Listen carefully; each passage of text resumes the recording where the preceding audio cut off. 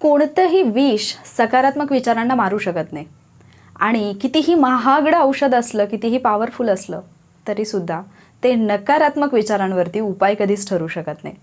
त्याच्यासाठी औषध किंवा मार्ग शोधण्यापेक्षा आधी स्वतःचे विचार जे आहेत ते सकारात्मक करण्याचा प्रयत्न करा. आयुष्यात सकारात्मक गोष्टी आपोआपच घडतील. हॅलो वॉरियर्स, मी सुप्रिया आणि तुम्ही पाहत आहात वॉरियर ऑफिसर एज्युकेशनल चॅनल. फक्त लढण्याची नव्हे, जिंकण्याची तयारी. आजच्या व्हिडिओचं टायटल तुम्ही पाहिलं असेल, नशीबच नव्हे तर आयुष्य बदलवणारे 60 दिवस. अर्थातच बऱ्याच विद्यार्थ्यांना एक मोठी संधी मिळाली, ज्या संधीचं सोनं तुम्हाला करायचं आणि त्याच्यासाठी तुमच्याकडे आता उरलेत फक्त 60 दिवस. कंबाईंड ग्रुप सी मेन्स जी आहे त्याची एक्झाम डेट आयोगाने डिक्लेअर केलेली आहे आणि त्याच्यानंतर बऱ्याच विद्यार्थ्यांची एक धावपळ सुरू झाली की आता नेमकं करायचं काय. कारण पेपर 1, पेपर 2 दोन्ही पेपर्सची तयारी करायची आहे आणि जर दोन्ही पेपर्सची तयारी करायची तर टाईम मॅनेजमेंट जमलं पाहिजे, स्कोर चांगला आला पाहिजे, कारण स्पर्धेत टिकून राहायचं आहे. बरेच विद्यार्थी असे आहेत जे ग्रुप बीला पण होते किंवा जे राज्यसेवेला पण होते आणि ते विद्यार्थी पण इकडे आलेत आणि सिलेबस इतका मोठा दिसतोय की काय वाचावं आणि काय नाही हेच कळत नाही. तर तुमचं जे कन्फ्युजन आहे ते कन्फ्युजन दूर करण्यासाठी आणि तुमच्या अभ्यासाला एक योग्य दिशा मिळावी म्हणून हा व्हिडिओ तुम्हाला खूप जास्त हेल्पफुल ठरेल. अर्थातच जसं मी सुरुवातीला सांगितलं की तुमच्या थिंकिंग प्रोसेसवरती बऱ्याच गोष्टी अवलंबून आहेत. जर तुम्ही पॉझिटिव्ह थिंकिंग करत असाल, जर तुम्हाला असं वाटत असेल की yes I can do it, then definitely you can do it. But जर तुम्हाला असं वाटत असेल की मी करू शकेन का, कसं करू शकेन, जर सेल्फ डाऊट असेल देन इट्स डिफिकल्ट, मग ते तुम्हाला अवघड जाईल. आणि म्हणूनच सगळ्यात पहिल्यांदा या गोष्टीपासून सुरुवात करा की स्वतःला सांगा की बरेच लोक असे आहेत ज्यांनी 35 दिवसांमध्ये, 40 दिवसांमध्ये, 45 दिवसांमध्ये मेन्सच्या एक्झाम क्रॅक केलेल्या आहेत. And yes I can also do it. आणि म्हणूनच फोकस करा की पॉझिटिव्ह कसं राहाल तुम्ही. अँड देन फक्त पॉझिटिव्ह असणं किंवा फक्त मोटिवेशन असणं गरजेचं नसतं, त्याच्यासोबत तुम्हाला एक प्रॅक्टिकल प्लॅन फॉलो करता आला पाहिजे. त्याच्याबद्दलच मी बोलणार आहे. अर्थात काही स्टुडंटची जर सुरुवात इथून असेल की पुस्तकं कुठली वाचावीत रेफरन्स बुक म्हणून, देन सॉरी टू से, पण तुम्ही मग खूप चुकीच्या ठिकाणी आहात आत्ता. कारण तुम्हाला जर अजून रेफरन्स बुक माहिती नाही तर याचा अर्थ तुम्ही अजूनही संदर्भ साहित्य सिलेबस जो आहे तो पाहिलेला नाही आणि इथून पुढे तुम्ही रेफरन्सेस शोधणार, देन तुम्ही वाचणार, सिलेबस कंप्लीट करणार. अर्थात तुम्ही आता रिव्हिजनच्या फेजमध्ये असाल ही एक अपेक्षा आहे किंवा तुम्हाला यापूर्वीच कल्पना होती की हां चला म्हणजे आपल्याला द्यायची आहे मेन्स, तर मग आपलं ॲटलिस्ट बेसिक तयारी तरी पाहिजे. काय झालं, ग्रुप सीचा जेव्हा कट ऑफ लागला त्यावेळेला बरेच स्टुडंट म्हणजे ज्यांनी एक्सपेक्ट पण केलं नव्हतं ते पण आतमध्ये आले आणि अर्थातच हा नंबर खूप मोठा झाला. आणि आता जर या स्पर्धेत टिकायचं आहे तर खरी स्पर्धा तुमची मेन्समध्ये आहे. देन अर्थातच टायपिंग वगैरे पुढच्या गोष्टी आहेत, पण जर तुम्ही मेन्समध्ये सेफ स्कोर घेतला तर निश्चितपणे तुमचा रँक पण चांगला येईल आणि तुम्ही त्याच्यानंतर फुल फोकसनी तुमच्या टायपिंग प्रॅक्टिसवरती पण लक्ष देऊ शकाल किंवा पुढे काय करायचं आहे हे एक तुमच्या डोक्यामध्ये मॅप क्लिअर होईल. सिलेबसबद्दल बोलायचं तर मला वाटत नाही की मी आता तुम्हाला सिलेबस एक्सप्लेन करण्याची गरज आहे, कारण तुम्ही मेन्सची तयारी करताय म्हणजे तुम्ही ऑलरेडी सिलेबस पाहिलेला असेल. पेपर 1ची तयारी कशी करायची याच्याबद्दल मी खूप डिटेलमध्ये याच्यापूर्वी म्हणजे खूप वेळा मी बोललेले आहे. पेपर 1बद्दलची ऑलमोस्ट सगळी माहिती, इव्हन स्टडी प्लॅनसुद्धा मी दिलेला आहे. अगदी तुम्ही 30 डेजमध्ये कशा पद्धतीने पेपर 1 मराठी प्लस इंग्लिश करू शकता याचा जो प्लॅन आहे तो मी आपल्या जे ॲप आहे एज्युकेशनल ॲप वॉरियर ऑफिसर म्हणून त्याच्यावरती मी तो शेअर केलेला आहे. जर तुम्ही पाहिला नसेल तर पाहून घ्या. तुम्ही तो सेम प्लॅन अजूनही फॉलो करू शकता जर तुम्ही केला नसेल तर. बट एक गोष्ट मस्ट आहे की तुम्ही क्वेश्चन पेपर सॉल्विंग जे आहे ते त्याच्यामध्ये इन्क्लूड करायला पाहिजे. काही गोष्टी आहेत ज्या जेवढे पण लोक टॉप करतात किंवा जे पण लोक क्वालिफाय होतात त्यांनी त्या फॉलो केलेल्याच असतात. म्हणजे या गोष्टी फॉलो केल्याशिवाय कोणी पास होत नाही असं मी ठामपणे सांगू शकते. आणि त्याच्यातली एक सगळ्यात महत्त्वाची गोष्ट आहे ती म्हणजे question paper. Question paper solving plus analysis, फक्त सॉल्विंग नाही. मग या गोष्टींवरती बोलताना आता तुम्हाला एक्झॅक्टली पुढच्या 60 दिवसांमध्ये काय करायचं, म्हणजे जवळपास 60 दिवस आहेत तुमच्याकडे. त्या 60 दिवसांमध्ये तुम्हाला तुमचा सिलेबस कंप्लीट करायचा आहे, रिव्हिजन करायची, क्वेश्चन पेपर सॉल्विंग करायचं, ॲनालिसिस करायचं आहे, PYQ पाहायचं, टेस्ट सिरीज करायची, काय काय करू हा एक प्रश्न असेल. आता इथे तुमच्याकडे जेवढा वेळ आहे त्या वेळेमध्ये तुम्ही स्मार्ट वर्क करणं फार गरजेचं आहे, कारण हे स्मार्ट वर्कच तुम्हाला स्पर्धेमध्ये टिकण्यासाठी मदत करेल. मग करायचं आहे काय, तुमचे सब्जेक्ट कुठले आहेत मेन्सचे, पहिल्यांदा ते सब्जेक्ट जे आहे ते तुम्हाला माहिती असायला पाहिजे. अर्थात तुम्हाला माहितीच असतील. त्याच्यामध्ये पहिला तर मी सांगितलं पेपर 1बद्दल मी आज तुम्हाला फारसं गाईड नाही करते, कारण पेपर 1बद्दल मी खूप वेळा याच्यापूर्वी खूप वेळा गाईड केले. जर तुम्ही पाहिले नसतील ते व्हिडिओज तर तुम्ही आपल्या चॅनलवरती जा, तिथे तुम्हाला लिस्टमध्ये मराठी इंग्लिशचे व्हिडिओज पाहायला मिळतील. तिथे मी तो प्लॅन कम्प्लिटली दिला आहे. आणि इव्हन जर तुम्हाला स्टडी प्लॅन पाहिजे असेल डे वाईज, तर तो सुद्धा आपल्या ॲपवरती मिळेल तुम्हाला. डेली स्टडी टार्गेट्स ही जी एक टॅब मिळेल ॲपमध्ये, तिथे तुम्हाला तो कंप्लीट प्लॅन मिळेल. तिथून तुम्ही तो प्लॅन डाउनलोड करून डाउनलोड नाही म्हणजे तो प्लॅन तुम्ही पाहून फॉलो करू शकता. ठीक आहे. देन आता पेपर 2कडे येऊयात. कारण बेसिकली 100 डेजमधले जे वॉरियर्स आहेत आणि 90 डेजमधले भयानक परेशान केले मला की मॅम प्लीज प्लॅन द्या. सो डेली बेसिसवरती तुम्हाला पॉसिबल नाही आहे. कारण जर एखादा प्लॅन मी तुम्हाला देणार असेल तर तो प्रॅक्टिकली तुम्हाला पॉसिबल झाला पाहिजे, ही पहिली कंडिशन आहे. उगीचच सांगायचं म्हणून मग मी सिलेबसमध्ये सगळे टॉपिक किंवा अख्खं पुस्तक मी तुम्हाला सांगेन की 4 दिवसात हे पुस्तक वाचा, 4 दिवसात ते पुस्तक वाचा, बट प्रॅक्टिकली ते तुम्हाला जमलं पाहिजे. दुसरा मुद्दा, तुम्ही वाचून कंप्लीट कराल पण ते तुम्हाला किती अंडरस्टँड होतं आणि त्याच्यावरून तुम्ही क्वेश्चन्स किती योग्य पद्धतीने सोडवू शकता, उत्तरं तुमची बरोबर येणं हे पण गरजेचं असतं. त्यामुळे ज्या गोष्टी प्रॅक्टिकली आणि ज्या गोष्टी खरंच आवश्यक आहेत त्या गोष्टींचा विचार करूनच मी आत्ता जे काही सांगेन ते असेल. मग आता पहा, सिलेबसनुसार जर जायचं म्हटलं म्हणजे तुम्ही आत्ता, मी तुम्हाला खरंच सांगेन, जर तुम्ही आत्ता इथून पुढच्या दिवसांमध्ये तयारी करायची, जर तुम्हाला कोणी सांगत असेल की जे काही तुझे 7-8 सब्जेक्ट आहेत त्याचे रेफरन्स बुक घे आणि वाचायला सुरुवात कर, तर तुम्ही कम्प्लिटली चुकीच्या मार्गावरती असाल. कारण तुम्हाला फक्त एक खोटं समाधान मिळेल की मी वाचले, एक्झाममध्ये क्वेश्चन्स टॅकल नाही करता येणार तुम्हाला. त्याच्यासाठी तुम्हाला बेसिक प्रश्न कसा विचारला जातो, म्हणजे तुम्ही कुठलाही टॉपिक वाचताय तर त्या टॉपिकवरचे प्रश्न तुमचे सुटले पाहिजेत. म्हणजे मी तर असं म्हणेन की तुमचा कंप्लीट सिलेबस नाही झाला तरी चालेल, पण जेवढं तुम्ही करताय ते इतकं ॲक्युरेट करा की मग तुम्हाला तिथे म्हणजे माझं चुकलं आणि मला आठवलं नाही आणि मला समजलं नाही, माझ्या सिली मिस्टेक झाल्या, अशी कारणं द्यायला वेळ नाही मिळाला पाहिजे. म्हणजे तसं ते कारणच नाही सापडलं पाहिजे तुम्हाला. या मेन गोष्टीची तुम्ही काळजी घेणं गरजेचं आहे. मग जर आपण पाहिलं तर पेपर 2मध्ये जर पाहिलं सामान्य क्षमता चाचणी, याच्यामध्ये कुठल्या कुठल्या घटकांचा समावेश होईल, तर पहिला आहे सामान्य बुद्धिमत्ता आणि बुद्धिमापन आणि आकलन. ठीक आहे. सो आपण याला मॅथ्स रिझनिंग म्हणूयात, ॲक्च्युली रिझनिंग. ठीक आहे. कारण तुम्हाला याच्यासाठी वेगळं दिलेलं आहे, परत अंकगणित आणि सांख्यिकी हा एक वेगळा टॉपिक दिलेला आहे तुम्हाला. देन करंट अफेअर्स आहे, त्याच्यानंतर तुमचा आहे अंकगणित आणि सांख्यिकी, अंक आणि सांख्यिकी आहे. त्याच्यानंतर आहे RTI आणि RTS असं म्हणेन मी त्याला, म्हणजे माहितीचा अधिकार आहे, महाराष्ट्र लोकसेवा हक्क अधिनियम आहे, हे 2 कायदे आहेत. आत्तापर्यंत जर पाहिलं तर 5 म्हणजे 5 मार्काला आहे, 3 आणि 2 असं डिवायडेशन होतं आणि तसंच यावेळेला पण येण्याची शक्यता आहे. त्याच्यानंतर जर आपण पाहिलं तर नेक्स्ट जो सब्जेक्ट आहे तुमचा, एक सेकंड, तो आहे पॉलिटी.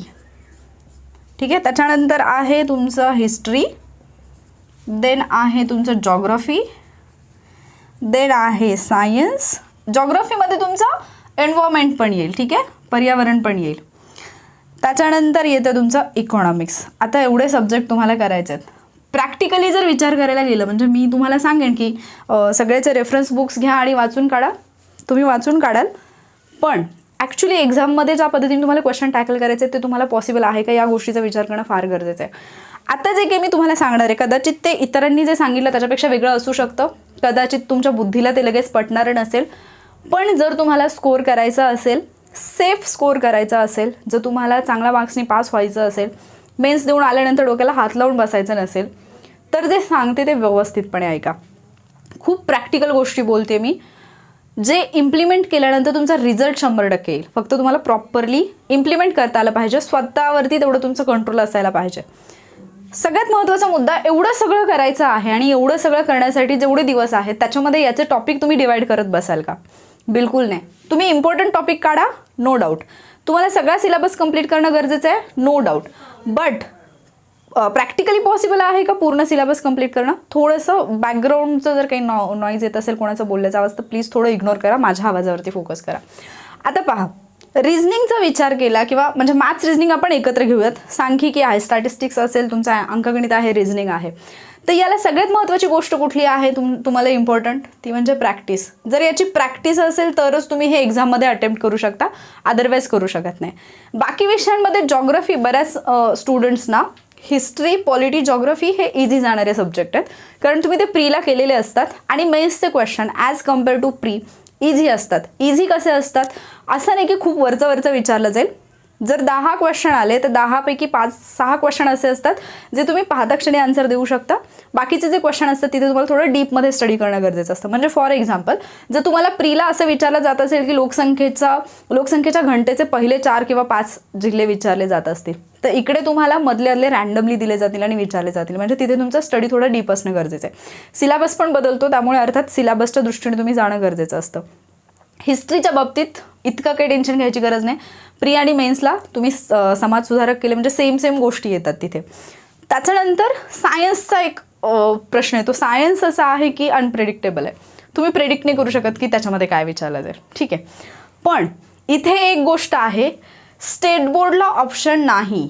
तुम्ही प्री करा, मेन्स करा, तुम्हाला स्टेट बोर्ड कंपल्सरी करावंच लागणार आहे. आणि इकॉनॉमिक्स हा एक विषय असा आहे ज्याला तुम्ही सेपरेटली नाही अभ्यासू शकत, त्याला तुम्हाला करंट अफेअर्स सोबतच अभ्यासावं लागणार आहे. कारण इकॉनॉमिक्सचे जे क्वेश्चन येतील ते करंटशी रिलेटेड बरेचसे येतात. करंटमधून तुमचा डाटा बराचसा कव्हर होतो. मग आता हे सगळे सब्जेक्ट झाले आणि उरतो प्रश्न लॉचा. तर याच्या 10 मार्क्सचं टेन्शन बिलकुल घेऊ नका, इतकं पण घेऊ नका. हे एक्झामपूर्वी मी तुमचं अशा पद्धतीने करून घेईन, यूट्यूबवरतीच घेईन की तुमचे हे जे 10 मार्क्स आहेत ना ते बिलकुल हातातून जाणार आहेत. ॲक्च्युली ज्यावेळेला आता PSAचा पेपर झाला, पेपर 1, त्याच्यानंतर बऱ्याच जणांचे रिस्पॉन्स मी असे ऐकले की कायदा त्यांनी डिफिकल्ट विचारला पेपर 1ला, बट आपले जे PSAवाले स्टुडंट आहेत, एखादी सिली मिस्टेक एखाद्या विद्यार्थ्यांनी केली असेल तर मग बाकीचे जे आहेत त्यांचे 5 पैकी 5 प्रश्न बरोबर आलेत. कारण मी त्यांना या सगळ्या गोष्टींची कल्पना दिली होती की आत्तापर्यंत RTI आणि RTSचं जर आपण पाहिलं तर RTIचे 3 येतात, RTSचे 2 येतात क्वेश्चन. हे अशा पद्धतीने आहे. पण मी हे त्यांना डिस्कशनमध्ये सांगितलं होतं की डू नॉट एक्सपेक्ट की तुम्हाला अशाच पद्धतीने येईल. कदाचित तुम्हाला RTIचे 2 येतील, RTSचे 3 येतील. आणि मग होतं काय ना की आपल्या डोक्यात ज्याला फिक्स असतं की RTIचे 3 येणार आहेत, तर तुम्ही काय करता, जरी प्रश्न RTSचा दिला असला तरी सुद्धा तुम्ही तो RTIचा समजून वाचता, कारण तुम्हाला माहिती असतं की 3 क्वेश्चन त्याचे येतात. दुसरा मुद्दा मी हे सांगितलं होतं, म्हणजे जे काही RTIची 31 कलमं आहेत, RTSची 30 कलमं आहेत, तोंडपाठ करून घेतली होती. पण फक्त हेडिंग पार्ट असणं गरजेचं नाही आहे, हे सुद्धा मी तेव्हाच सांगितलेलं. त्याच्यासाठी त्या कलमांमध्ये दिलेला जो कंटेंट आहे तो तुम्हाला माहिती असणं गरजेचं आहे. कुठल्या कंडिशन्स आहेत, जे काही आत्ता रिसेंटली चेंजेस झालेले आहेत 2019मध्ये, ते कुठले बदल झालेले आहेत ते तुम्हाला माहिती असणं गरजेचं आहे. किंवा जर तुम्ही ठराविक एखादं कलम वाचताय तर त्या कलमामध्ये कुठल्या तरतुदी दिल्या आहेत, त्याची पोटकलमं, काही ठराविक कलम आहेत ज्याची पोटकलमं पण तुम्हाला पाठ पाहिजेत, त्याचे खंड तुम्हाला पाठ पाहिजेत. आणि हे सगळं करून घेतलं होतं आणि ते मी तुमचं पण करून घेईन, त्यामुळे त्याच्याबद्दल निश्चिंत राहा. फक्त ते मी आत्ता लगेच नाही घेते. 29 तारखेला PSIचा पेपर 2 होतोय. देन मग त्याच्यानंतर मग मला थोडासा वेळ मिळेल की मी सगळ्यांकडे लक्ष देऊ शकेन, कारण आता PSIच्या स्टुडंटकडे माझं थोडं जास्त लक्ष आहे. सो त्यावेळेला मी हे तुमच्याकडून करून घेईन, त्यामुळे तुम्ही या पॉईंटला पाठीमागे ठेवू शकता सध्या. ठीक आहे, याच्या बाबतीत निश्चिंत राहा. आणि हे काही इतकं अवघड नाही आहे की तुम्हाला करायला अगदी 4-5 दिवस लागतील. तुम्ही एका दिवसामध्ये दोन्ही कायदे व्यवस्थित करू शकता. आपण 2 दिवस घेऊयात फार तर, अँड देन त्याच्यानुसार तुमचं होऊन जाईल. PYQ पण सगळे जे आहे ते मी तुम्हाला प्रोव्हाइड करेन. ठीक आहे, आता उरतो प्रश्न बाकीच्या विषयांचं करायचं काय. जर तुम्हाला कमीत कमी दिवसात जास्तीत जास्त कंटेंट कव्हर करायचा असेल, आता मी तुम्हाला इम्पॉर्टंट टॉपिक नाही सांगत आहे, इम्पॉर्टंट टॉपिक तुम्हाला स्वतःला सापडणार आहेत, ते तुम्ही स्वतः फाइंड आउट करणार आहे. करायचं आहे काय ते मी सांगते. जो काही तुम्ही प्लॅन बनवाल, तुम्ही कुठल्याही प्लॅनसोबत जा, त्याचा काही फरक इथे पडणार नाही या प्लॅनला. जी गोष्ट तुम्हाला कंपल्सरी करायची आहे, कंपल्सरी सांगते मी, पेपर 1साठी सुद्धा आणि पेपर 2साठी सुद्धा, ती म्हणजे आत्तापर्यंतचे आयोगाचे जे क्वेश्चन्स आहेत ते तुम्हाला पाहायचे आहेत. पण आता हे कुठले पाहायचे हा एक फार मोठा प्रश्न आहे. कारण जर तुम्ही 2012-13 पासून जर क्वेश्चन्स करायला लागलात तर 2023पर्यंत यायलाच तुम्हाला 2 महिने जातील. आणि मग एवढे सगळे क्वेश्चन्स कधी होणार हा एक तुमच्याकडे प्रश्न असेल. मात्र आता करायचं आहे काय, पेपर 1चं सांगून देते आधी की पेपर 1ला तुम्ही काय कराल. 2016 ते 2022 राज्यसेवा मेन्सचा जो पेपर आहे मराठी इंग्लिशचा, कंपल्सरी सॉल्व करायचा आहे आणि त्याचं ॲनालिसिस करायचं आहे. मी ऑलरेडी मराठी इंग्लिशची जी बॅच घेतलेली आहे त्यांना याचं ॲनालिसिस वगैरे सगळं मी अवेलेबल करून दिलं आहे. जर तुम्हाला जर असं वाटत असेल की यस आम्हाला आवश्यकता आहे की राज्यसेवा आहे, त्याच्यानंतर 2017 पासून 2021पर्यंत आणि आता तुम्हाला 22पर्यंत जे कंबाईंड ग्रुप बीचे पेपर्स आहेत ते सगळे पेपर्स कंपल्सरी टाईम लावून सॉल्व करायचे आहेत अँड देन त्याचं ॲनालिसिस करायचं आहे. एक गोष्ट लक्षात घ्या, तुम्हाला असं वाटेल की कंबाईंड ग्रुप बीच्या पेपर 1ला तर म्हणजे 2017 सोडलं तर त्याच्यानंतरचा जर पेपर पाहिला तर जे डिवायडेशन आहे 50 मराठीचे आहेत, 30 इंग्लिशचे आहेत, मग इकडे तर वेगळं आहे, मग कसं होणार आमचं 50-50चं आहे. त्याच्यातला जो 20 मार्क्सचा पार्ट आहे ना, त्याच्यातला करंट अफेअर्स जर सोडला तर तुम्हाला ICT पण आहे आता, देन तुम्हाला RTI RTS पण आहे. त्यामुळे असं नका म्हणू की अरे त्या पेपरमध्ये तर नव्हतं आणि आम्ही का तयारी करू. बिलकुल त्या अँगलनी पाहू नका पेपरकडे. तुम्हाला कोणी कितीही म्हटलं की प्रश्न रिपीट होत नाहीत, मी प्रूफसहित दाखवू शकते, असं कोणी म्हणणारच नाही, पण म्हणणारे आहेत काही लोक की जे म्हणतात की क्वेश्चन रिपीट नाही होत. देन स्वतः आधी पहा, देन तुम्ही विश्वास ठेवा. क्वेश्चन्स हे रिपीट होतात, पण जर तुमचं एक्सपेक्टेशन असं असेल की मला 2017ला प्रश्न विचारलेला आहे, समजा क्वेश्चन टॅगचा प्रश्न आहे आणि त्यांनी एक सेंटेन्स दिलं आहे आणि त्यांनी त्याचा टॅग करेक्ट विचारलं आहे आणि तुम्ही एक्सपेक्ट करताय की 2023ला पण मला सेम जसाच्या तसा प्रश्न आला पाहिजे, जसेच्या तसे पण प्रश्न आलेले आहेत. म्हणजे नन ऑफ अस नो असा एक प्रश्न, नन ऑफ अस न्यू असा एक प्रश्न होता आणि त्याचा क्वेश्चन टॅग तो 3 वेळा रिपीट झाला. सेम क्वेश्चन्स पण रिपीट होतात, नो डाऊट. पण मग तुम्ही असं म्हणाल की 50च्या 50 जसे रिपीट व्हावेत, तर तसं तर पॉसिबल नाही आहे. वोकॅबलरी खूप मोठ्या प्रमाणावरती रिपीट तुम्हाला पाहायला मिळते. देन ग्रामरसुद्धा खूप मोठ्या प्रमाणावरती तुम्हाला रिपीट झालेलं पाहायला मिळतं. कदाचित तुम्हाला 2017ला एखादा क्वेश्चन दिला असेल, 3 सेंटेन्सेस असतील आणि त्या 3 सेंटेन्सेसमधलं एखादं सेंटेन्स उचलून तुम्हाला 2023ला आलेलं असेल. कदाचित 2018मधलं एखादं सेंटेन्स उचललं असेल आणि ते टाकलेलं असेल. सेम 2022चं एखादं असेल आणि ते उचललेलं असेल. मग हा क्वेश्चन तुम्ही असं म्हणणार का की रिपीट नाही झाला? हा पण रिपीटच आहे, पण कसं आहे की ज्यावेळेला तुम्ही आधीचे PYQ करताय, मे बी तो सेम क्वेश्चन नाही आला, पण त्याच्यातल्या त्या क्वेश्चनमधलं एखादं सेंटेन्स तुम्हाला ॲज इट इज विचारले किंवा इकडे रॉंग दिले आणि ते तुम्हाला इकडे करेक्ट करून विचारले, तर तुमची जर याच्यावरती कमांड असेल तर तुम्ही हे प्रश्न व्यवस्थित सोडवू शकता. हे फक्त मराठी इंग्लिशला लागू होत नाही.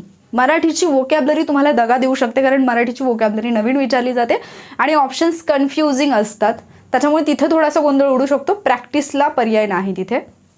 पण इंग्लिशमध्ये तुम्हाला मार्क्स मिळू शकतात, कारण फक्त थोडंसं स्ट्रक्चर चेंज होऊन प्रश्न येऊ शकतो. पण जर तुम्हाला त्या शब्दाचा अर्थ माहिती असेल, जर तुम्ही त्या प्रकारचे क्वेश्चन सोडवलेले असतील, तर नो डाऊट तुम्ही खूप चांगला स्कोर करू शकता. हा झाला एक मुद्दा, हा पेपर 1च्या बाबतीत झाला.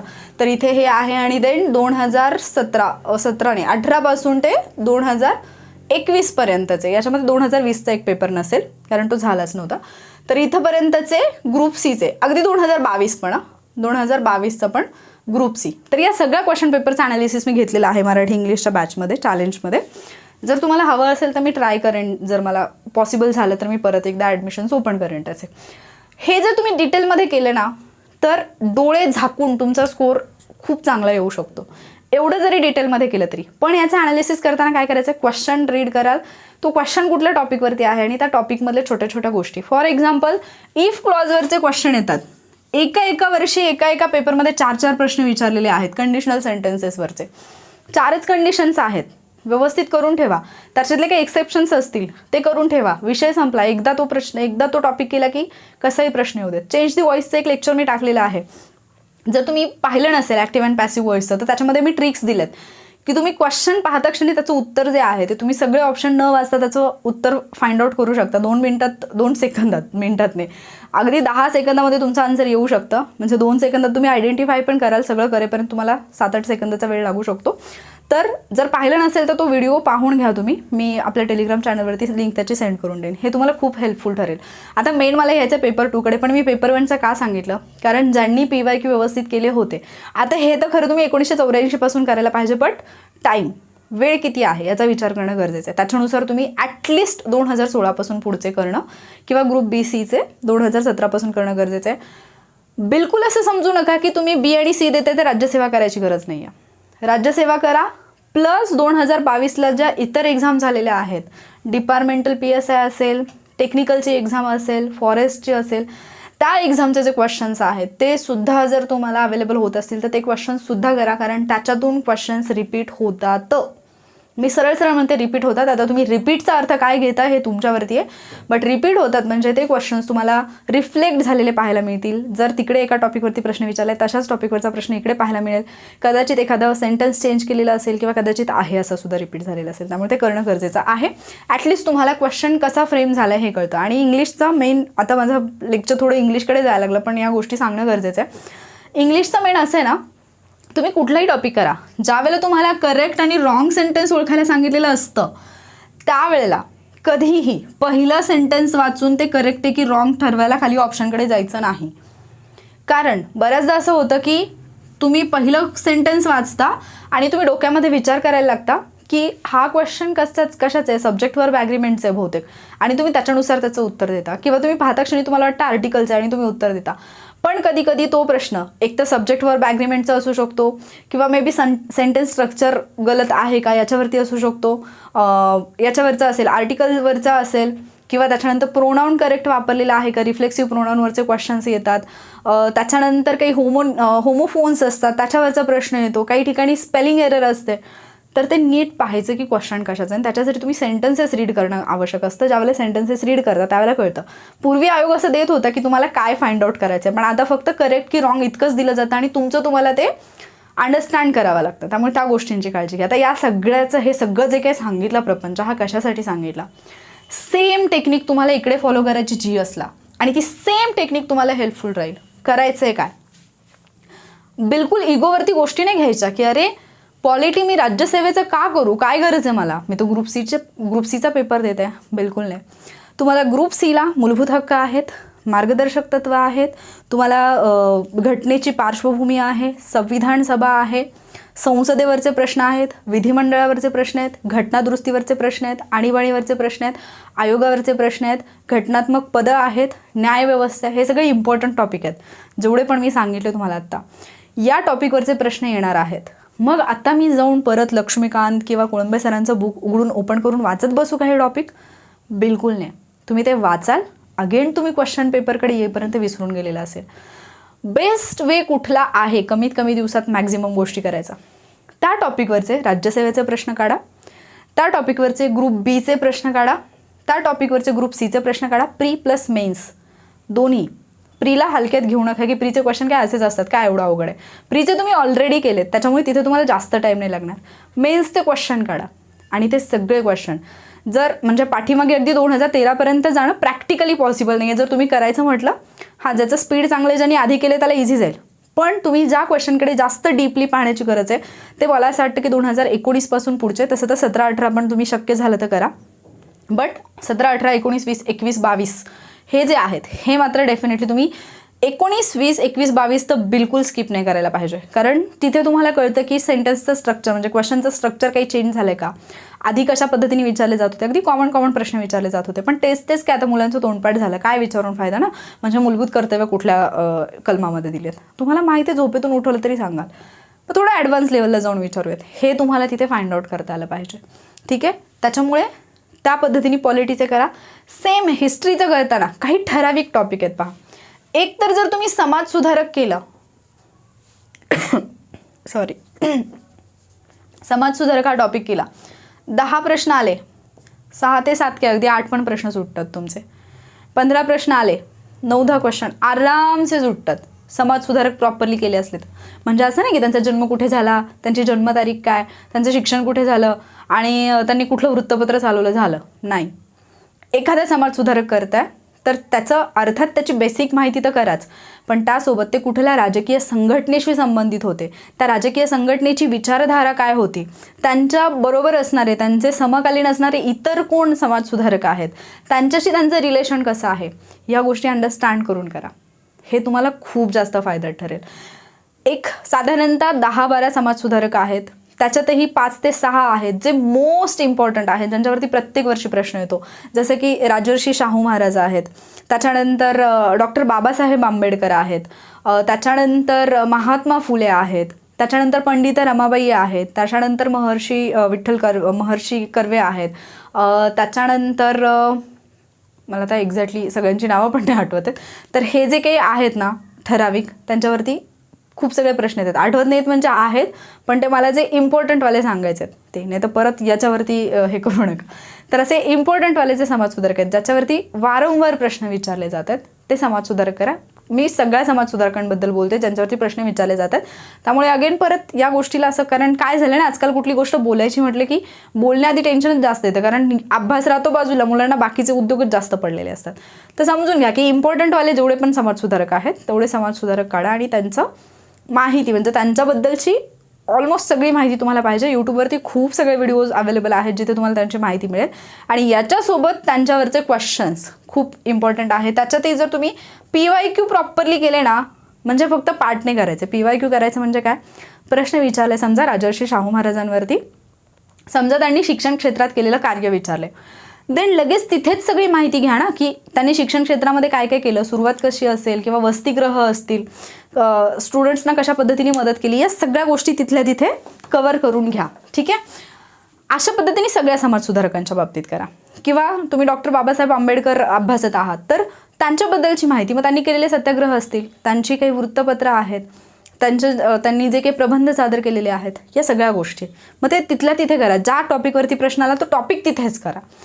या पद्धतीने गेलात तर तुम्ही फायद्यात राहाल. तुम्ही जर टॉपिक वाईज गेलात सिलेबसमध्ये, देन खूप मुश्किल आहे. सिलेबस कंप्लीट करणं पण अवघड आहे आणि ते अंडरस्टँड करून पेपरमध्ये इम्प्लिमेंट करणं तर त्याच्याहून जास्त अवघड आहे. जॉग्राफीमध्ये आल्यानंतर, जॉग्राफीमध्ये महाराष्ट्राचं तर तुम्ही परफेक्टच करायला पाहिजे, नो एक्सक्यूजेस. त्याच्यामध्ये प्रीला जो पार्ट केला आहे तो तर आहे, प्लस जे मी सांगितलं की ॲडव्हान्स लेवलला जाऊन प्रश्न विचारले जातात. फॉर एक्झाम्पल, तुम्हाला जर जिल्ह्यांचा क्रम विचारला तर चढता उतरता क्रम विचारताना पहिले 5 शेवटचे 5 न विचारता ते काय करतील, तुम्हाला मधले आदले रँडमली देतील. एखादा नाशिक विभागातला असेल, एखादा नागपूर विभागातला असेल, एखादा छत्रपती संभाजीनगर मधला असेल. मग आता या विभागातले जर जिल्हे विचारले तर मग तिथे कन्फ्युजन होतं. मॅप रिडिंग तुमचं चांगलं पाहिजे. पहिली गोष्ट, जॉग्राफी अभ्यासायचं तर मॅप रिडिंगला नो ऑप्शन. दुसरा मुद्दा, नाहीच होते आता करणं, तर मग बेस्ट वे काय आहे की 10,000पेक्षा जास्त क्षेत्रफळ असणारे कुठले कुठले आहेत तेच एकदा लिहून काढा आणि ते लर्न करा. त्याची ट्रिक बनवा आणि लर्न करा. मी विचार करत आहे तुमच्या एक्झामपूर्वी मी डेफिनेटली जॉग्राफीचे काही सेशन घेईन, बट मी जसं सांगितलं थोडं हेल्थ पण म्हणजे साथ देत नाही आहे आणि इकडे थोडंसं बिझी आहे मी दुसऱ्या स्टुडंटसोबत, त्यामुळे थोडं. नाही तर मग एकदा मी फ्री झाले ना की मग त्याच्यानंतर मी रिव्हिजनचे सेशन तुमच्या एक्झामपूर्वी मी डेफिनेटली घेईन. ते तुम्हाला खूप जास्त हेल्पफुल राहतील, जिथे मी अगदी डीपमध्ये ट्रिक्स ज्या आहेत त्या तुमच्यासोबत शेअर करेन. ते एक्झामपूर्वी डेफिनेटली करेन. त्यासोबतच ग्रुप B-C चे मेन्सचे जे पेपर्स आहेत ना, जॉग्राफी आणि याचे पॉलिटीचे, तर त्याचे मी एक्सप्लेनेशनचे व्हिडिओज ऑलरेडी काही चॅनलवरती टाकलेले आहेत. ते मी आपल्या 100 डेजवरती पण सेंड केलेत. मी हवं तर वॉरियर ऑफिसरवरती आपल्या टेलिग्राम चॅनलवरती सेंड करून देईन. तर ते व्हिडिओज पहा.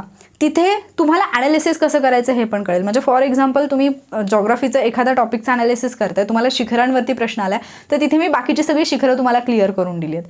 मग तुम्हाला परत बुकमध्ये जाऊन ते वाचायची गरज नाही पडत. तुमचा तो टॉपिक तिथेच कवर होऊन जातो. म्हणजे एकदा तुम्हाला जर शिखरांचा क्रम विचारला आहे, पुढे तुम्हाला शिखरांच्या जोड्या लावावरती प्रश्न आला, शिखरांच्या उंचीशी रिलेटेड प्रश्न आला, शिखरं कुठल्या जिल्ह्यामध्ये आहेत हे आलं, चढता उतरता क्रमाला कसाही प्रश्न आला तरी तो प्रश्न तुमचा सुटतो. म्हणजे एक प्रश्न आला की त्या प्रश्नासोबत त्याचा पूर्ण टॉपिक तुमचा झाला पाहिजे. सिंचन विचारलं तुम्हाला, कुठलं जास्त आहे, विहिरी आपल्याला माहिती आहे की महाराष्ट्रामध्ये विहिरीद्वारे सिंचन जास्त आहे. मग लगेच महाराष्ट्राचं किती क्षेत्र जे आहे ते सिंचनाखाली आहे, किती पावसाच्या पाण्यावरती अवलंबून आहे. मग हा जो क्रम आहे विकत ऊस तोवाला, म्हणजे विहिरी, कालवे, तलाव आणि उपसा सिंचन, हा क्रम लगेच विहिरी कुठल्या जिल्ह्यात जास्त आहेत, मग ते विहिरींसाठी पुन्हा विहिरीत पोहू ही वाली ट्रिक जे 100 डेजवाले आहेत त्यांना आठवत असेल, मग ते लगेच तुम्हाला विहिरीचं तिथेच झालं पाहिजे, कालव्यांचं तिथेच, तलावांचं तिथेच, कुठल्या जिल्ह्यामध्ये कसं आहे ते लगेच तिथल्या तिथे तुमचं झालं पाहिजे. ठिबक सिंचन कुठे जास्त आहे, तुषार सिंचन कुठे आहे, तर ते तिथल्या तिथे पॉईंट कव्हर करा. म्हणजे एक प्रश्न एक टॉपिक. हे जर केलं तर तुम्ही योग्य ट्रॅकवरती राहाल आणि तुम्हाला शोधत नाही बसावं लागणार की इम्पॉर्टंट टॉपिक कुठले आहेत. ते तुमचे तुम्हाला समजायला लागतील आणि हे तुम्ही स्वतः केलेलं जे ॲनालिसिस असतं ना ते तुम्हाला कधीच दगा देत नाही. कारण तुम्ही पुस्तकाची पानं म्हणजे सगळं पुस्तकच्या पुस्तक पाठ केलं असेल, कदाचित ते तुम्हाला एक्झाममध्ये आठवणार नाही. पण तुम्ही क्वेश्चन पेपर ॲनालिसिस जर केलं असेल तर तुम्ही पेपरमध्ये प्रश्न पाहिल्या तुम्हाला ते आठवतं, ते डोळ्यासमोर तुमच्या लगेच येतं. याची मी गॅरंटी देऊ शकते, कारण माझ्या विद्यार्थ्यांचा तो अनुभव आहे, माझा स्वतःचा तो अनुभव आहे. त्यामुळे त्या पद्धतीने जा.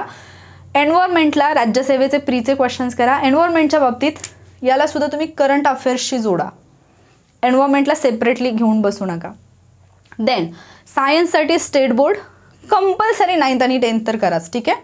तसं तर 11वी 12वी पण करायला पाहिजे, बट तुमच्याकडे एवढा टाईम नाही. आणि सायन्सच्या बाबतीत PYQ जास्त जर करत बसाल तर तितके बेनिफिशियल नाही राहणार. तसं अगदीच बेनिफिशियल राहणार आहेत असंही नाही आहे, बऱ्यापैकी ते आहे. रिमोट सेन्सिंग वगैरे जे काही नवीन आता प्रकार आलेले आहेत, म्हणजे नवीन ज्या गोष्टी आहेत, रिसेंटचे जे क्वेश्चन आहेत राज्यसेवेचे 2021-22 त्याच्यातून PYQ करा, बऱ्यापैकी गोष्टी क्लिअर होतील.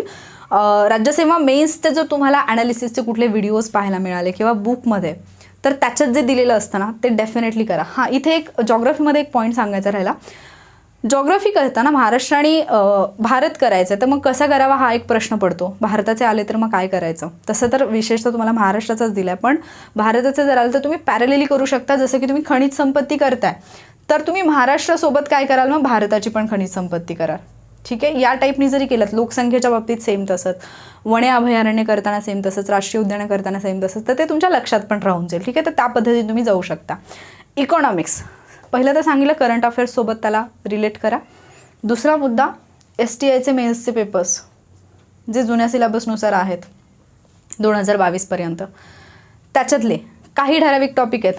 जसं पंचवार्षिक योजना बदलणारी गोष्ट आहे का? नाही. राष्ट्रीय उत्पन्न टॉपिक, त्याचे जे बेसिक कन्सेप्ट आहेत, बदलणारी गोष्ट आहे का किंवा त्याची पार्श्वभूमी? नाही आहे, ते तुम्हाला तिथूनच करायचं आहे. कृषीमधले ज्या क्रांती आहेत, हरित क्रांतीशी रिलेटेड वगैरे, बदलणाऱ्या गोष्टी आहेत का? सॉरी त्या तिथूनच करायच्या आहेत. औद्योगिक क्रांती जे आधीचे औद्योगिक धोरणं, कृषीशी रिलेटेड गोष्टी, ज्या बदलणाऱ्या गोष्टी नाही आहेत ना त्या PYQमधून करा. आणि जर तुम्हाला अपडेटेड असणं गरजेचं आहे त्याला करंट अफेअर्सशी जोडा. तुम्ही कुठलंही करंट अफेअर्सचा सोर्स वापरत असाल, तिथे आर्थिक घडामोडी म्हणून एक सेपरेट सेशन असतं. कुठल्याही बुकमध्ये जा किंवा तुम्ही अगदी कुठलंही यूट्यूब चॅनल फॉलो करत असाल, कुठलीही अकॅडमी फॉलो करत असाल, तर आर्थिक घडामोडी सेपरेटली घेतल्या जातात. त्याच्यातून इकॉनॉमिक्ससाठी कुठली आकडेवारी इम्पॉर्टंट आहे ते पाहायचं. आणि इकॉनॉमिक्सला कन्सेप्ट क्लिअर असणं फार इम्पॉर्टंट आहे. ज्यावेळेला तुमच्या कन्सेप्ट क्लिअर असतील तर डेफिनेटली तुम्हाला एखाद्या प्रश्नाची आकडेवारी जरी माहिती नसेल तरी तुम्ही ते करेक्ट करू शकता. विश्वास नसेल बस तुम्हाला, पण उदाहरण देईन मी एका स्टुडंटचं. करंट अफेअर्स ऑलमोस्ट स्किप केलेलं होतं आत्ताच्या एक्झामला, बट क्वेश्चन पेपर सॉल्विंगचा एक्सपिरियन्स किती फायदेशीर राहतो. 10 पैकी 7 क्वेश्चन्स बरोबर येणं विदाऊट स्टडी, म्हणजे जितका स्टडी करतात बाकी लोक तसं न करता. मग तुमचा तुम्ही विचार करा की आता तुम्ही म्हणाल 10 पैकी फक्त 7च आले, 3 तर चुकले, पण जेवढा स्टडी म्हणजे ज्याच्यातून आपल्याला सॅटिस्फॅक्शन मिळतं की मी केलं आहे, तेवढा स्टडी नसताना येणं चांगली गोष्ट आहे. त्याच्यामुळे सांगते मी. तर हे सगळं झालं. आता उरतो प्रश्न करंट अफेअर्सचा काय करू. साधारणतः मी तुम्हाला म्हणेन तुमच्याकडे आता 2च महिने आहेत, तर 1 वर्षाचं करा. तुम्ही जर 1.5-2 वर्षाचं करत बसाल तर शक्य नाही आहे. 1 वर्षाचं करा. त्यातही मी तुम्हाला सजेस्ट करेन की काही सेशन्स तुम्हाला यूट्यूबवरती मिळतील, ज्या पण शिक्षकांची लँग्वेज तुम्हाला समजते, त्या शिक्षकांचं कुठलेही, त्यांनी आता मोठे मोठे व्हिडिओज टाकलेले असतात. 6 महिन्याचं करंट अफेअर्स एकाच व्हिडिओमध्ये, वर्षाचं करंट अफेअर्स एका व्हिडिओमध्ये. मग त्याच्यामध्ये त्यांनी ठळक आणि इम्पॉर्टंटवाल्या गोष्टी घेतलेल्या असतात. महत्त्वाचे पुरस्कार असतील किंवा मे बी ज्या महत्त्वाच्या घटना आहेत, अंतरिक्षाशी रिलेटेड घटना असतील, साहित्य क्षेत्रातल्या व्यक्तींच्या बाबतीत प्रश्न विचारले जातात. मग त्या ज्या महत्त्वाच्या गोष्टी आहेत, असे कुठले तरी 1 किंवा 2 व्हिडिओज सिलेक्ट करून ठेवा आत्ताच, आणि फक्त तेवढंच करायचं. हे सांगून ठेवा स्वतःच्या ब्रेनला की मला याच्या बाहेर करायचं नाही आहे. जर तुम्ही आत्तापर्यंत करंट अफेअर्स केलं आहे बुकमधून, कुठल्याही रेफरन्स बुकमध्ये, देन गो विथ इट. त्याला सोडू नका. मग ते त्याच्यामधलंच रिवाईज करा, नवीन काही करत बसू नका. पण बरेच जण असे असतील, मला माहिती आहे 100% असे लोक आहेत ज्यांनी करंट अफेअर्स बिलकुल नाही केलेलं. कुठले तरी, मग तुम्हाला जे समजतंय आणि ज्याच्यामध्ये स्टुडंट्सचा रिस्पॉन्स चांगला आहे, तुम्हाला कळतं व्हिडिओ पाहायला लागल्यानंतर. सो असे कुठलेही 2 व्हिडिओज सिलेक्ट करा. मे बी 4-5 तासांचे असतील किंवा त्याच्यापेक्षा जास्त किंवा कमीचे असतील. आणि ते 2 व्हिडिओज एक्झामपर्यंत पहिल्यांदा पाहत नोट्स झाल्या पाहिजेत आणि सेकंड टाईम अगेन नोट्स वाचत व्हिडिओ पाहून झाला पाहिजे. असे 2 टार्गेट ठेवा की माझे 2 वेळा पाहून झाले पाहिजेत. इतकंच करा. तुम्ही जास्त त्याच्यात घुसू नका. कारण रिझन पण सांगते मी, तुम्ही एखादा विषय करताय त्याचं आउटपुट तुम्हाला तसं मिळणं अपेक्षित असतं. तुम्ही 2 महिने रोज करंट अफेअर्स करत बसाल, पण जर समजा पेपरला गेल्यानंतर तुम्ही 2 महिने रोज जी मेहनत घेतली आहे त्याचा जर तुम्हाला जर तिथे फायदा नाही झाला, तर जे विषय तुमचे स्ट्रॉंग आहेत त्याच्यामध्ये सुद्धा तुमचा स्कोअर कमी येतो. कारण 1 तास तुमचं अख्खं वर्ष काय केलं याच्यापेक्षा हा जो 1 तास असतो तो इतका इम्पॉर्टंट असतो की प्रीला तुम्हाला काय, म्हणजे प्रीला तुम्ही केलं, बट मेन्सला प्रीमधून म्हणजे प्री फेल होणं 3-4 वेळा कॉमन गोष्ट असते. मेन्समध्ये जाऊन परत येणं खूप त्रासदायक गोष्ट ठरेल तुमच्यासाठी. तुम्हाला जर चान्स मिळाला आहे तर तो सोडू नका, कुठल्याच अँगलने सोडू नका. मग आता मी एवढं सगळं जे काही सांगितलं याच्यातून तुम्हाला कळलं काय करायचं आहे. मॅथ्स रिझनिंग राहिले अजून. या बाकीच्या विषयांबाबतीत सांगते परत एकदा. याच्यातले polity, history, geography, economics and then याच्यामध्ये एन्व्हायरमेंटचं असेल, रिमोट सेन्सिंगचं असेल, जे छोटे छोटे टॉपिक आहेत त्या बाबतीत PYQ कंपल्सरी करायचे म्हणजे करायचेच.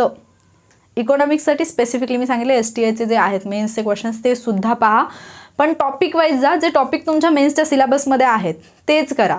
असं नका करू की मग STIचा अख्खा पेपर करत बसला, नेसेसरी नाही आहे ते. ठीक आहे, टॉपिक पहा, त्याच्यानुसार जा. मग तुम्ही म्हणाल की पहिल्यांदाच नवीन पॅटर्न आलाय, मग काय ते रिपीट होतील का क्वेश्चन वगैरे वगैरे.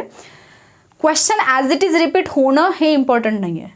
जो क्वेश्चन विचारला आहे त्याच्यातली जी कन्सेप्ट आहे किंवा एखादी फॅक्ट आहे, एखादी समिती आहे अर्थशास्त्रामध्ये जी तुम्ही अभ्यासलेली आहे आणि त्या समितीची स्थापना आहे, ती तुम्हाला आधी जरी विचारली तरी स्थापनाचा दिनांक तोच असतो, नंतर जरी विचारली तरी तोच असतो. त्याच्यासाठी हे नसतं की रिपिटेशन महत्त्वाचं आहे की काय. तुम्हाला तो टॉपिक समजणं गरजेचं आहे, तुम्हाला ती कन्सेप्ट समजणं गरजेचं आहे, त्याच्यातली फॅक्ट लक्षात राहणं गरजेचं आहे. इकॉनॉमिक्सचे इतके व्हिडिओज मी ट्रिक्सचे आपल्या चॅनलवरती अपलोड केलेत ना, भरमसाठ व्हिडिओज आहेत. इव्हन त्यातले काही मी आपल्या यूट्यूबवरती ॲपवरती, एज्युकेशनल ॲपवरती सुद्धा मी अपलोड केलेले आहेत, जिथे मी तुम्हाला ट्रिक्स दिलेले आहेत. सार्वजनिक वित्त सगळ्यात अवघड जाणारा टॉपिक असतो, पण तो इतक्या इझी वेमध्ये शिकवला आहे मी, कारण ज्या पद्धतीने स्टुडंटनी त्याच्यानंतर मला रिस्पॉन्स दिला आहे की इकॉनॉमिक्सचा सुद्धा न समजणारे स्टुडंट इकॉनॉमिक्समध्ये इंटरेस्ट घ्यायला लागले. त्यामुळे सजेस्ट करते की ते तुम्ही न विसरता पहा. अगेन त्याचंसुद्धा प्लेलिस्टची लिंक मी तुम्हाला हवं तर आपल्या टेलिग्रामवरती सेंड करेन, तिथून तुम्ही ते व्हिडिओज पाहू शकता. व्हिडिओज पहा, तुम्हाला लँग्वेज समजत असेल, डेफिनेटली समजेल. म्हणजे अगदी मी 3री-4थीच्या मुलाला जरी सांगितलं असतं तरी त्याला समजलं असतं, इतकं सोप्या भाषेत सांगितलं. हा कॉन्फिडन्स आहे माझा. तुम्हाला ओव्हर कॉन्फिडन्स नाही वाटणार, पण हा कॉन्फिडन्स आहे कारण मी तेवढी मेहनत घेतली त्या व्हिडिओसाठी. त्यामुळे ते तुम्ही पाहून घ्या, तुम्हाला खूप जास्त हेल्पफुल ठरतील. ठीक आहे, आता हे सगळं करायचं, हे सगळं तुमच्या टू डू लिस्टमध्ये जाईल. टू डू लिस्ट काय असते? टू डू लिस्ट एक कन्सेप्ट आहे जी स्वतःला शिस्त लावण्यासाठी असते. आत्तापासून माझ्या एक्झामच्या 2 दिवस आधीपर्यंत मला कुठल्या कुठल्या गोष्टी कंप्लीट करायच्या आहेत त्याची एक लिस्ट तुमच्याकडे तयार असली पाहिजे. आणि त्याच्यातली पहिली गोष्ट झाली की तुम्ही त्याच्यासमोर टिक कराल, दुसरी गोष्ट झाली की त्याच्यासमोर टिक कराल. याच्यामध्ये सगळंच येईल. तुमचं क्वेश्चन पेपर सॉल्विंग असेल, तुमचं ॲनालिसिस असेल, तुमची त्याची रिव्हिजन असेल, सगळ्या गोष्टी याच्यामध्ये येतील. मॅथ्स रिझनिंगला काय करायचं? जर शहाणे असाल तर कुठलंही पुस्तक घेऊन बसू नका. मॅथ्स रिझनिंगला कुठलंही पुस्तक घेऊन बसू नका. आय थिंक यूट्यूबवरती संदीप अरगडे सर आणि सचिन ढवळे सर यांनी आत्तापर्यंत झालेले जे क्वेश्चन आहेत प्रीचे मेन्सचे ते सगळे घेतलेत.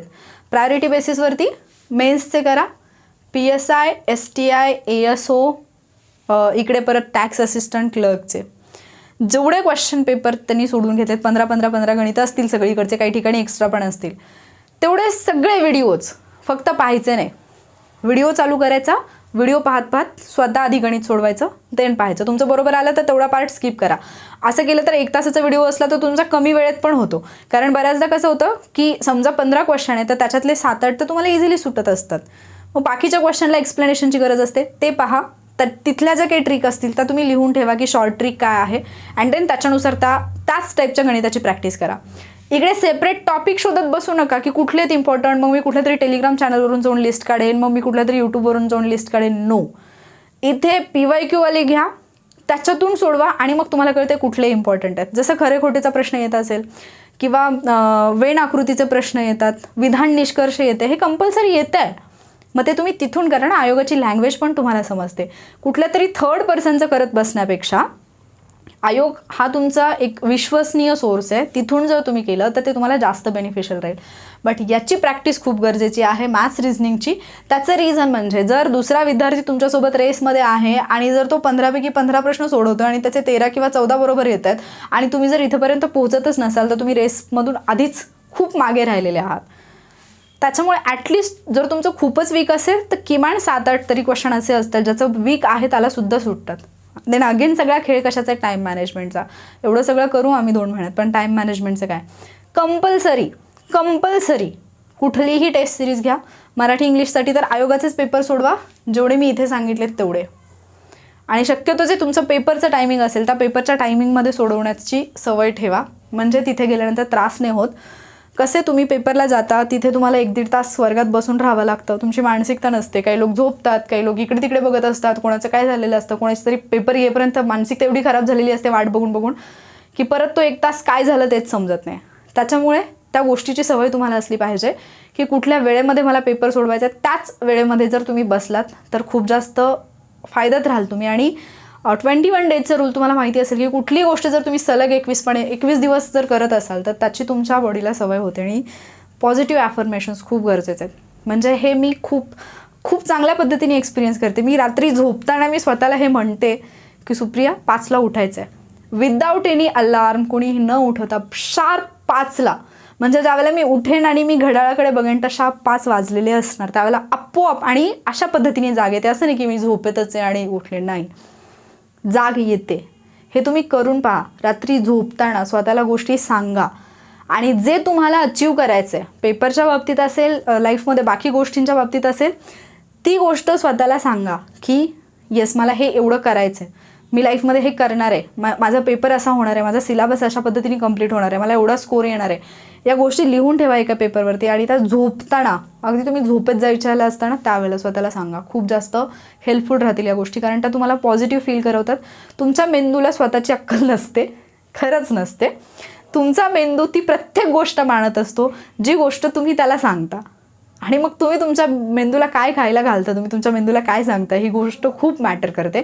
त्यामुळे पॉझिटिव्ह गोष्टी सांगण्याचा प्रयत्न करा, ते हेल्पफुल राहील. एवढं सगळं करा. आणि जर तुम्हाला कुठेही एखादी चांगली टेस्ट सिरीज, चांगलीचा अर्थ काय होतो माहिती आहे की जी तुमचं कॉन्फिडन्सने घालवणार होतं. काय तुमचा अभ्यास खूप चांगला असतो, आयोगाचे पेपर सोडवले, तुमचा स्कोर आला आहे 75, 80, तुम्ही टेस्ट सिरीजला गेलात, टेस्ट सिरीजचा पेपर सोडवला, तुम्ही डायरेक्ट 45 वरती आलात, तुम्हाला वाटायला लागलं अरे मला तर काही येतच नाही आहे, मग मी इतके दिवस अभ्यास केला, माझा अभ्यास गेला कुठे, मग मला काहीच का नाही आठवत आहे. आणि त्या टेन्शनमध्ये तुमचा बाकीचा 2 दिवसाचा अभ्यास बुडतो.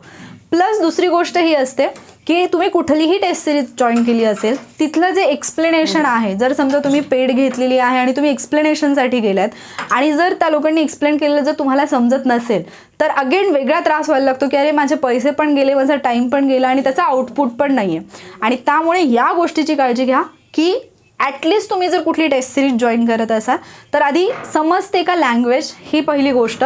दुसरी गोष्ट, तुम्ही एक स्वतःला सांगून ठेवा की तुम्ही टाईम मॅनेजमेंटसाठी या गोष्टी करताय की तुम्हाला 1 तासामध्ये पेपर सोडवता येतोय का, मला एक्झाम हॉलमधलं प्रेशर जे आहे ते मला हँडल करता येते का, याच्यासाठी मी करतो. एक तर ही गोष्ट स्वतःला कन्फर्म सांगा. मी इकडे जो पण स्कोर येईल डझंट मॅटर, फक्त त्याच्यातून जो नवीन कंटेंट तुमचा म्हणजे जे काही नॉलेज ॲड होईल तेवढं करून घ्या.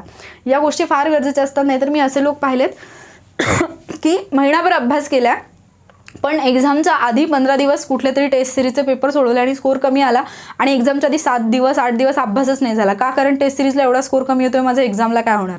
हे स्वतःचं नुकसान असतं, तर हे करायचं नाही. हे टेम्परामेंट तुम्हाला हँडल करता आलं पाहिजे. ठीक आहे. तर याच्यामध्ये जे काही मी आत्ता तुम्हाला सांगितले हे सगळं तुम्हाला स्वतःच्या प्लॅनमध्ये बसवायचं आहे. मग तुम्ही दिवसभर काय करता, कुठल्या पद्धतीने अभ्यास करता, दिवसातला किती वेळ देताय हे तुमचं तुम्हाला माहिती आहे. हे तुम्ही तुमच्या अभ्यासामध्ये बसवायचं. प्रायोरिटीज ठरवा. अजून एकदा सांगते, तुम्हाला कुणी किती म्हटलं की सगळ्याचा सगळा सिलेबस करायचा आहे, सगळ्याचा सगळा सिलेबस 60 दिवसात तुम्हाला पॉसिबल नाही, हे तुम्हालाही माहिती आहे. तुम्ही याच्यापूर्वी तयारी केली असेल असं गृहीत धरून सगळेजण सांगतात, तर तुम्ही ती तयारी केलेली असायला पाहिजे. पण जर तुम्हाला अजूनही हा कॉन्फिडन्स नसेल की अरे मी जेवढी आवश्यक आहे तेवढी तयारी केलेली आहे, जर तुम्हाला अजूनही असं वाटत असेल की मी खूप मागे, देन प्रायोरिटी वाईज जा की कुठली गोष्ट माझी प्रायोरिटी आहे, कुठली गोष्ट आहे जी मला मार्क्स मिळवून देऊ शकेल, कुठली गोष्ट आहे जिथे मी बेटर करू शकेन. एखादा टॉपिक असा आहे की ज्याचं तुम्हाला नॉलेज नाही आणि जिथे तुम्ही नेहमी मार खाता, तर त्याच्यातल्या अशा गोष्टी करा ज्या तुम्हाला मार्क्स मिळवून देतील आणि ज्या तुम्हाला लवकर समजतील. एकच टॉपिक घेतला आणि 4 दिवस अभ्यासात बसलाय, नाही मला हे कॉन्सेप्टच क्लिअर करायचे, देन ही ती वेळ नाही आहे, कारण तुमच्याकडे 60 दिवस आहेत. सो तुम्हाला डिसाईड करायचं आहे की मला याच्यातलं काय करायचं आहे आणि कशा पद्धतीने करायचं आहे. हे जेवढं काय सांगितलं तेवढं प्लॅनमध्ये बसवा. आणि मोस्ट इम्पॉर्टंट जे मी सांगितलं, या गोष्टीला स्किप करू नका, याचं फक्त पाठांतरही करू नका. मोस्ट इम्पॉर्टंट आहे तुम्ही याचं ॲनालिसिस कराल, दॅट टू डीपमध्ये ॲनालिसिस कराल आणि त्या ॲनालिसिसची रिव्हिजन पण कराल. मॅक्झिमम गोष्टी ट्रिक्सच्या माध्यमातून लक्षात ठेवायचा प्रयत्न करा. ट्रिक्स जसं मी नेहमी सांगते की वॉरियर ऑफिसरवरती जेवढ्या पण मी ट्रिक्स देते त्या ट्रिक्स बिलकुल अशा नसतात की रँडमली सांगितले काहीतरी, म्हणजे आपण जे निमोनिक्स वगैरे घेतो त्या पद्धतीने मी देत नाही. कारण काय होतं की मग याची ट्रिक त्याला, त्याची ट्रिक त्याला, त्याची ट्रिक त्याला, असं होतं. वॉरियर ऑफिसरवरती मी जेवढ्या पण ट्रिक्स देते त्या ट्रिकमध्येच लपलेलं असतं की ती ट्रिक कशाची आहे. त्यामुळे कन्फ्युजनचा प्रश्नच येत नाही. त्यामुळे तुम्ही जे पाठीमागे मी आत्तापर्यंत टाकलेले लेक्चर्स आहेत ते पहा. प्लस मी अजून एकदा तुम्हाला युद्धाभ्यास सिरीज जी आहे ती सजेस्ट करेन, कारण युद्धाभ्यासमध्ये जे क्वेश्चन आन्सर घेतलेले आहेत ते क्वेश्चन आन्सर मेन्सचे आहेत. प्लस मला सायन्समध्ये आणखी एक मुद्दा सांगायचा होता. सायन्समध्ये बायोलॉजीवरती जास्त क्वेश्चन्स येतात. सो बायोलॉजीचे जे आहे ट्रिकचे बरेचसे व्हिडिओज, प्राणी वर्गीकरण असेल, वनस्पती वर्गीकरण असेल, रोग व आजार असेल, तर याचे ट्रिक्सचे व्हिडिओज मी ऑलरेडी आपल्या चॅनलवरती अपलोड केले. ते सुद्धा मी तुम्हाला टेलिग्रामवरती सेंड करेन. तर टेलिग्रामला जॉईन व्हा, तिथे बऱ्याच गोष्टी क्लिअर होतील. आणि दुसरा काही डाऊट येतच असेल तरीही स्टडी करताना, मे बी माझ्याकडून काही एक्सप्लेन करताना राहून गेलं असेल, तसं तर मी नोट डाऊन करून घेतलेलं, बट होतं असं कधी कधी राहून जातं.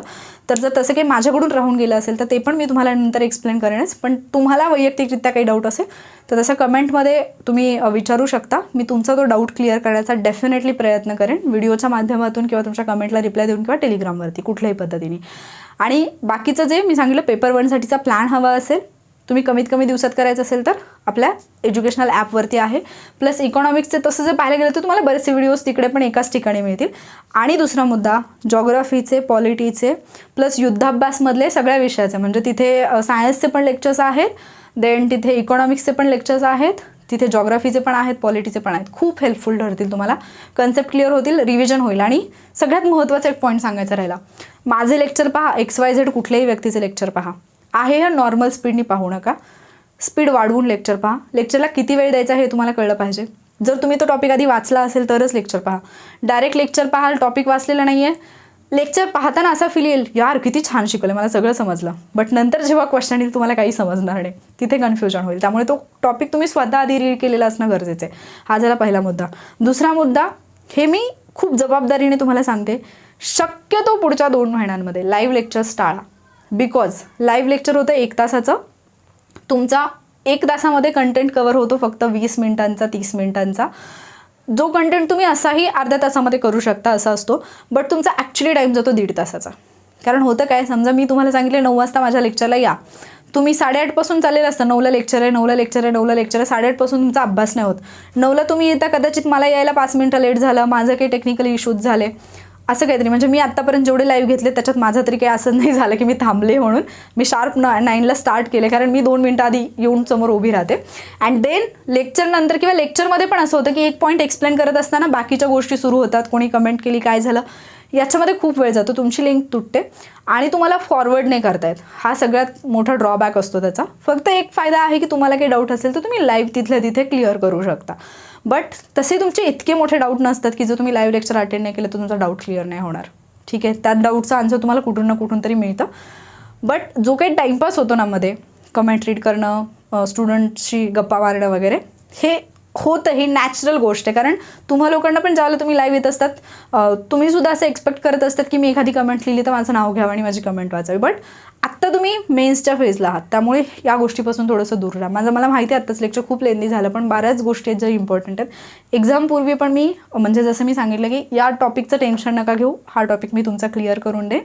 दुसरा मुद्दा, एक्झामपूर्वी जेवढे मला सेशन घेता येतील तुमचे रिव्हिजनसाठीचे तेवढे मी डेफिनेटली घेईन, जे तुम्हाला हेल्पफुल राहतील. मला फक्त 29 तारखेपर्यंतचा वेळ द्या, त्याच्यानंतर मी थोडी रेग्युलर होईन. मे बी 5 तारखेला पण परत ग्रुप बीचे स्टुडंट आहेत, त्यांची पण मेन्स आहे 5 तारखेला, त्याच्यामुळे थोडासा मे बी तिकडे वेळ जाईल माझा. बट देन मग मला पूर्ण कंबाईंड 2024चे जे स्टुडंट असणार आहेत आपले येणारे 100 डेजवाले वगैरे, म्हणजे जे आत्ता नेक्स्ट 100 डेजला जे एनरोल करतील ते आणि तुम्ही लोक, यांच्यावरतीच मला फोकस करायचं आहे. सो त्याच्या बाबतीत जेवढं मला देता येतील ट्रिक्स वगैरे तेवढं मी देण्याचा प्रयत्न करेन.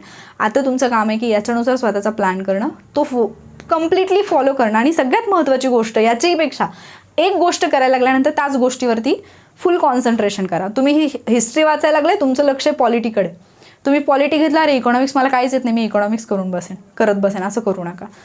प्रायोरिटी ठरवा आणि त्याच्यानुसार घ्या, तुमचे मार्क्स कुठे आले पाहिजेत. दुसरा मुद्दा, प्रेडिक्शन्स. बऱ्याच ठिकाणी तुम्हाला पाहायला मिळतील की कुठल्या सब्जेक्टचे किती क्वेश्चन्स येतील, प्रत्येकजण आपल्या आपल्या पद्धतीने प्रेडिक्ट करतोय. ही तुमची किस्मत आहे, हे तुमचं नशीब आहे, पहिल्यांदाच पेपर होतोय अशा पद्धतीने. त्याच्यामुळे मग त्याचा पॅटर्न काय असेल वी नेवर नो. जसं आत्ताचं याचं जे प्रेडिक्शन होतं की 2023चा जो प्रीचा झाला त्याच्या बाबतीत काही जणांचं बरोबर आलं, काही जणांचं चुकलं असेल, बट ते एक प्रेडिक्शन असतं. पेपरला जाताना तुम्ही जर खरोखर तुम्हाला पास व्हायचं असेल तर पेपरला कधीही एक्सपेक्टेशन्स घेऊन जायचं नसतं. पेपरला 0 एक्सपेक्टेशननी जायचं असतं. तिथे गेल्यानंतर जे काही समोर येईल ते स्वीकारण्याची ताकद तुमच्यात पाहिजे, तर मग तुम्ही पास होता. नाहीतर मग जे तुम्ही डोक्यात ठेवलेलं असतं, कुठले तरी प्रेडिक्शन्स ऐकलेले असतात, तुम्ही त्याच्यानुसार जाता आणि तिथे गेल्यानंतर जर वेगळं काही समोर आलं तर मग तिथेच तुमची विकेट जाते. तुम्हाला असं वाटतं की यार हे नवीन आलं, मग जे येतं ते पण तुम्ही सोडवत नाही किंवा मग सिली मिस्टेक करून येता. सो या सगळ्या गोष्टी लक्षात ठेवा. आणि प्रिपरेशनच्या काळात प्रॅक्टिस, नो ऑप्शन, प्रॅक्टिस करावीच लागेल. आता याच्यानंतर जर मला कोण जर म्हटलं 100 डेजवाले, स्पेसिफिकली तुम्हाला सांगते की मॅम डे वाईज द्या, देन मी इथून पुढे जे देणार आहे ते पण देणार नाही. कारण तुम्हाला पूर्ण शिस्त लावली आहे मी. तुम्हाला माहिती आहे की कशा पद्धतीने डेली स्टडी टार्गेट करायचे असतात, कसे फॉलो करायचे असतात, कसं कन्सिस्टंट राहायचं असतं, सेल्फ डिसिप्लिन कसं राहायचं असतं. त्याच्यामुळे त्या गोष्टी विचारू नका. स्वतःचं स्वतः याच्यानुसार ठरवा प्रायोरिटी बेसिसवरती की तुम्हाला कुठला टॉपिक करायचा आहे, कुठला सब्जेक्ट करायचा आहे, कशा पद्धतीने करायचं आहे. PYQ मस्ट आहेत, त्याच्यानुसार जा. क्लिअर? काही डाऊट असेल तर कमेंटमध्ये विचारू शकता. जर हा व्हिडिओ तुम्हाला हेल्पफुल वाटला असेल तुमच्या फ्रेंड्ससोबत शेअर करू शकता जे अजूनही या कन्फ्युजनमध्ये आहेत की कसा अभ्यास करावा उरलेल्या दिवसांमध्ये. अँड देन जर तुम्हाला हेल्पफुल वाटलं असेल सेशन तर अर्थातच लाईक करा. आणि चॅनलवरती नवीन असाल किंवा पूर्वीपासून पाहता पण अजून सबस्क्राईब केलं नाही आहे तर चॅनलला सबस्क्राईब नक्की करा, कारण खूप सगळ्या हेल्पफुल अशा गोष्टी मी तुम्हाला या चॅनलच्या माध्यमातून देत असते. लवकरच भेटूयात पुढच्या लेक्चरमध्ये. थँक्यू.